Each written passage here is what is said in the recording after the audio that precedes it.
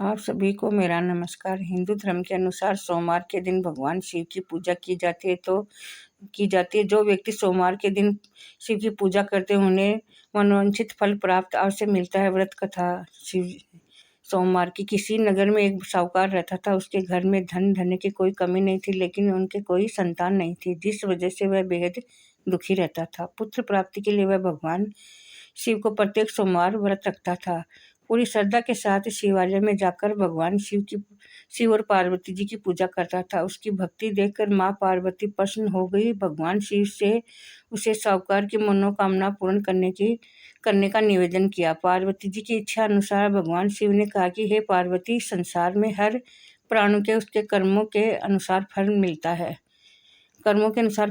है। उसके भाग्य में जो है उसे भोगना ही पड़ता है। लेकिन पार्वती जी ने साहूकार की भक्ति का मान रखने के लिए उसकी मनोकामना पूर्ण करने के लिए इच्छा जताई। माता पार्वती के आग्रह करने पर शिव जी साहूकार को पुत्र प्राप्ति का वरदान दिया, लेकिन साथ में यह भी कहा कि उसके बालक की आयु केवल 12 वर्ष होगी।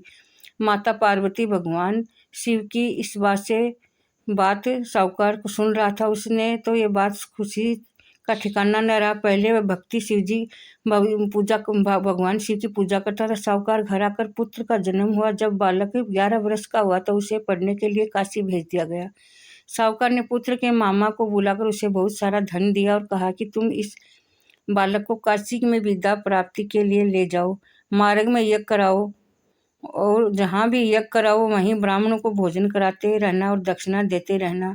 दोनों मामा भांजे इसी तरह यज्ञ करते हुए ब्राह्मणों को दान दक्षिणा देते हुए काशी की ओर चल पड़े। रात में एक नगर में बड़ा नगर पड़ा। वहाँ नगर के राजा की कन्या का विवाह था, लेकिन जिस राजकुमार से उसका विवाह होने वाला था वह आंख से काना था। राजकुमार के पिता ने अपने पुत्र को काना होने की बात को छुपाने के लिए एक चाल चली और सोचा कि साहूकार के पुत्र को देखकर उसके मन में एक विचार आया कि उसे सोचा कि क्यों नहीं इस लड़के को दूल्हा बनाकर राजकुमार का विवाह करा दूं। विवाह के बाद उसको धन देकर विदा कर दूंगा।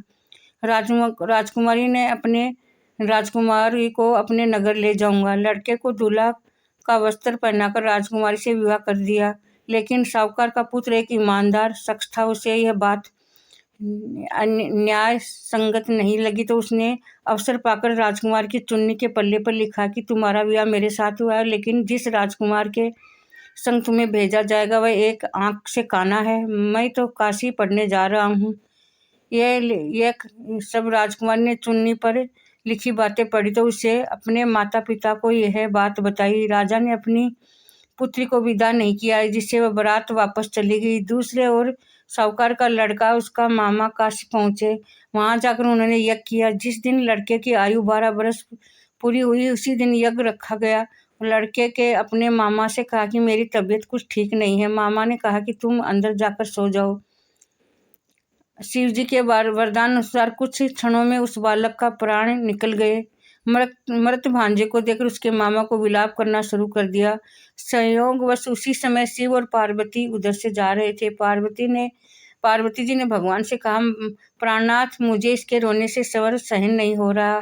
आप इस व्यक्ति के कष्ट को अवश्य दूर करो। जब शिव जी ने बालक के समीप गए तो बोले कि उसी साहूकार का पुत्र है जिसने 12 वर्ष की आयु का वरदान दिया था। उसकी आयु पूरी हो चुकी है, लेकिन मृत भाव से विचार विभोर माता पार्वती ने कहा कि महादेव, आप इस बालक को आयु देने की कृपा करें, अन्यथा इसके वियोग से इसके माता पिता भी तड़प तड़प कर मर जाएंगे। माता पार्वती के आग्रह करने पर शिव जी उस लड़के को जीवित होने का वरदान दिया। शिव जी की कृपा से लड़का जीवित हो गया। शिक्षा समाप्त करके लड़का मामा के साथ अपने नगर की ओर चल पड़ा। दोनों चलते चलते उसी नगर में पहुंचे जहाँ उसका विवाह हुआ था। उस नगर में उन्होंने यज्ञ आयोजन किया। उस यज्ञ से उस लड़के के ससुर ने पहचान लिया और महल में ले जाकर उसकी आभगत की और अपनी पुत्री को विदा किया। इधर भूखे प्यासे रहकर साहूकार और उसकी पत्नी बेटे की प्रतीक्षा कर रहे थे। उन्होंने प्रण रखा था कि यदि उन्हें बेटे की मृत्यु का समाचार मिला तो वह प्राण त्याग देंगे, परंतु अपने बेटे के जीवित होने का समाचार पाकर बहुत प्रसन्न हुए। उसी रात भगवान शिव व्यापारी के सपन में आकर कहा, हे श्रेष्ठी, मैंने तेरे सोमवार के व्रत करने से, व्रत कथा सुनने से प्रसन्न होकर तेरे पुत्र की लंबी आयु का वरदान दिया है। वरदान का वायु लंबी कर दी है। जो कोई सोमवार का व्रत रखता है, कथा सुनता और पढ़ता है, सभी को दुख दूर हो जाते हैं, समस्त मनोकामना पूर्ण हो जाती है। जो सोमवार की कथा सुनता है और सुनाता है, शिव भगवान उनको आशीर्वाद देते हैं, माता पार्वती और शिव दोनों आशीर्वाद देते हैं।